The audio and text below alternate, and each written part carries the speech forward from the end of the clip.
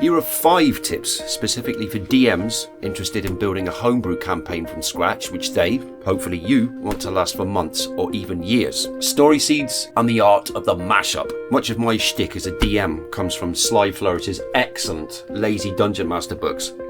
Get the latest one, The Return of the Lazy Dungeon Master. It's perfect for the long-term homebrew campaign, and I keep coming back to it despite the abundance of rival theories. Sly Flourish delivers this absolute gem. Think back over the games in your life to the most memorable moments of those games. How many of those moments were pre-scripted by the DM, and how many of them were memorable simply because no one at the table had any idea what was about to happen? Live and die by that, I do. However, it's all about the balance between improvisation and keeping the plot coherent enough to evolve it into a long-term campaign. These next points tackle building the absolute minimum framework the story needs. More gold from Sly Flourish is keeping a collection of story seeds, books, film, TV, whatever. Boil down the plot from your favourite works, not anyone else's, into one sentence, maybe 2 if the plot's complex. I'm looking at you, Chris Nolan. Write it up in a genre-agnostic way, by which I mean could fit into a fantasy, modern-day, sci-fi, or any other setting. Here's an example stolen from the first edition of Sly's book.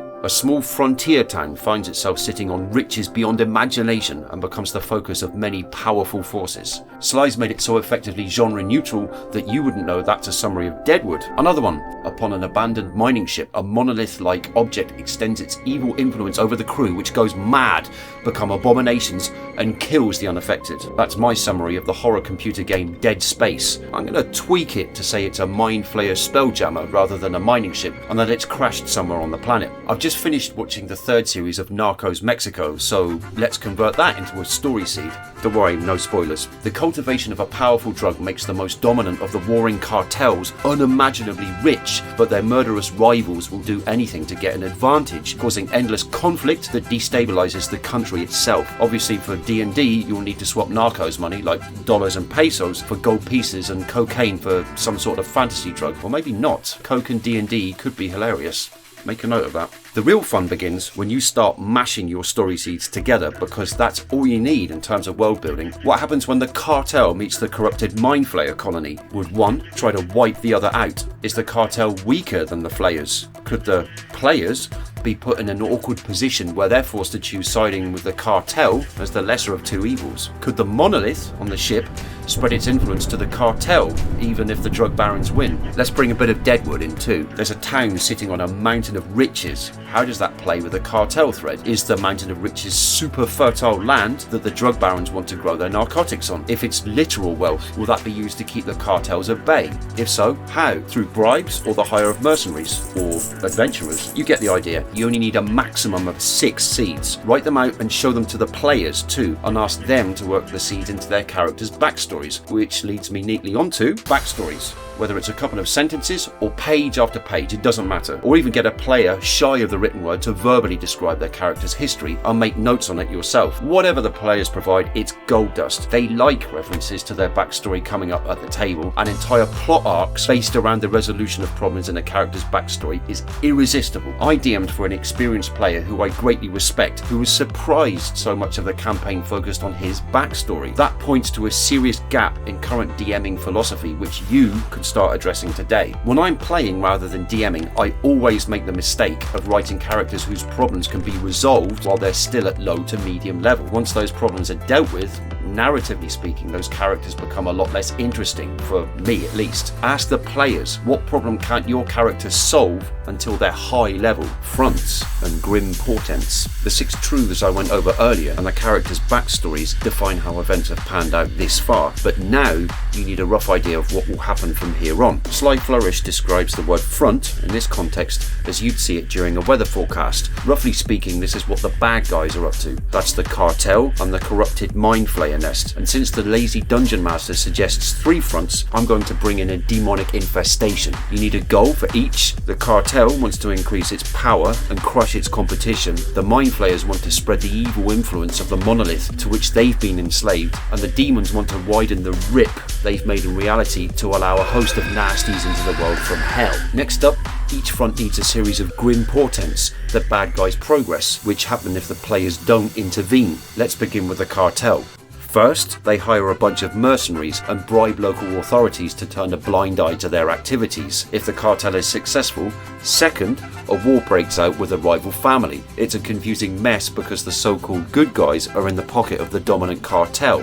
Third, the cartel sends warships overseas to corner foreign markets and to find more populations to hook on their drug. Let's do the mind flayers.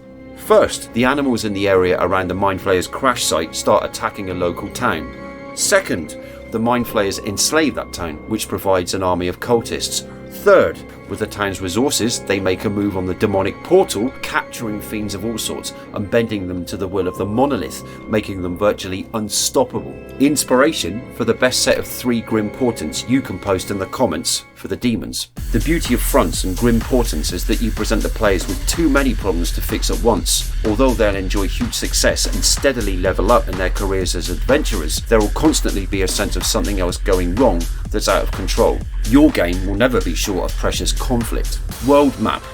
You need a map. It needs to look presentable, but like all things when it comes to DMing, the more time you put into making your map, the more likely you'll resent those players who aren't interested in it. It's okay for players to ignore the bits of your prep that aren't relevant to how they want to play.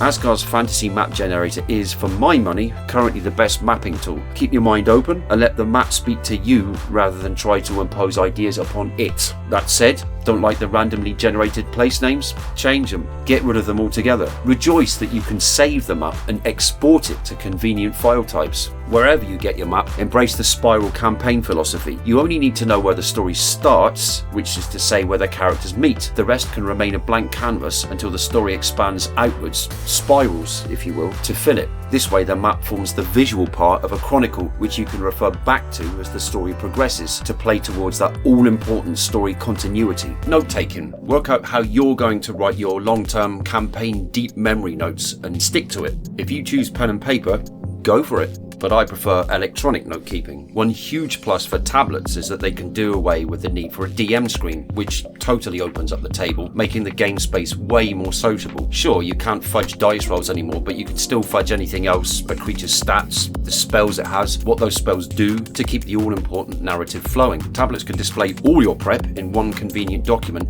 including complex monster stat blocks. Future-proof your notes though. I'd recommend writing stuff up in something like LibreOffice because open source stuff tends to remain compatible on legacy tech. I learned this one the hard way. I've bigged up OneNote on this channel before, but since then it stopped being supported on my tablet. Super important if you go down the tech route is to have a way to search within your campaign documents. You might want to find every mention of a certain NPC, for example. This is the main advantage of tech over paper in my opinion, and makes running a long-form campaign with a coherent storyline so much easier. PDFing your game notes and making them read-only saves keyboards popping up on the screen mid-game when the device thinks you're trying to edit your text.